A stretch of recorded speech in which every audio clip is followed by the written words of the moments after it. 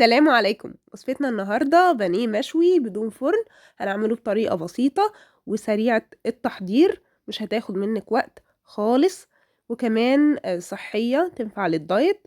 ممكن بقى نبعد شوية عن البانيه المقلي والكريسبي والكلام ده، وكمان وصفة سهلة التحضير، وممكن نقدم معاها رز بسمتي أصفر أو رز مصري بطريقة الرز البسمتي. نبتدي كده بسم الله ونعمل الطريقة بتاعتنا أو التتبيلة بتاعتنا.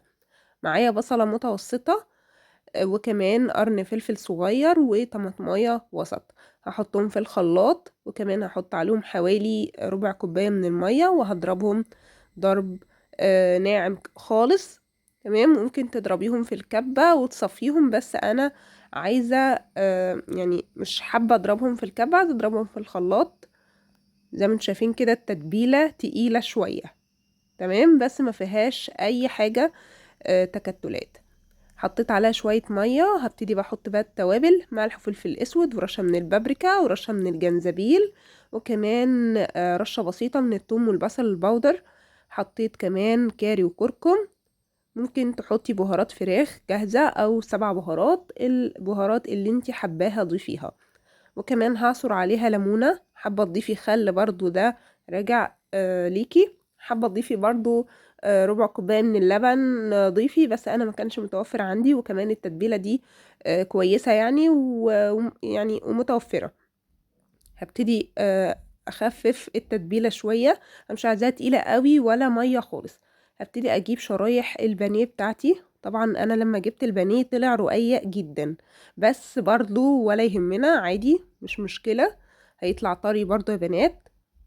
هبتدي كده ايه احطه في التتبيلة واغطيه واسيبه حوالي ساعتين 3. ولو انا هسيبه على الرخامة علشان ساعتين 3 وانا مستعجلة عليه.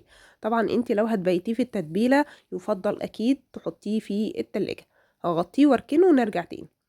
هحط طاسة كبيرة على النار او صينية كبيرة، احط فيها معلقة من السمن ومعلقة كمان من الزيت النباتي. اول ما الزيت والسمن يسيحوا ويسخنوا جدا جدا جدا زي ما انتم شايفين، حطيت قطعة من البانيه. بس ما بين كل قطعة والتانية هستنى حوالي 30 ثانية او نص دقيقة قبل ما احط القطعة التانية، علشان الزيت بتاعي ما يبردش. تمام. اول ما احس ان اول قطعة او القطعة الاولانية اللي انا ضفتها ابتدت تاخد لون من تحت، ابتدي اقلبها واحدة واحدة، ما اقلبهمش كلهم.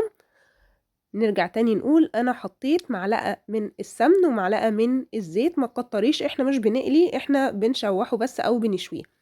ما بين كل قطعة والتانية نحاول نسيب فراغ بسيط.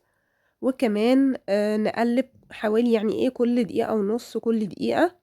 مش هتاخد اكتر من 7 دقايق كل قطعة. شايفين؟ طرية جدا جدا جدا. وقبل ما احط دور تاني يا بنات لازم امسح الصينية كويس جدا. زي ما انتم شايفين كده قطعة البانيه بتاعتي طرية جدا جدا جدا، مش ناشفة بالرغم من انها رقيقة. شايفين؟ بجد لذيذة وما بتاخدش وقت خالص وجوسي. ممكن كمان نعمل لها صوص، بس هي كده حلوة قوي. كمان عملت معاها يا بنات رز مصري بطريقة الرز البسمتي او رز مصري مبهر بطريقة سهلة وسريعة جدا. ممكن نعمل جنبها مكرونة زي ما انتوا حابين. شكله بجد تحفة وسريع ومن غير فرن. ممكن برضو تحطي الطريقة دي في الفرن. اتمنى لو عجبك فيديو النهاردة متنسيش تدعميني باللايك والشير والاشتراك في القناة وتفعل الجرس عشان يوصل كل جديد. والسلام عليكم ورحمة الله وبركاته.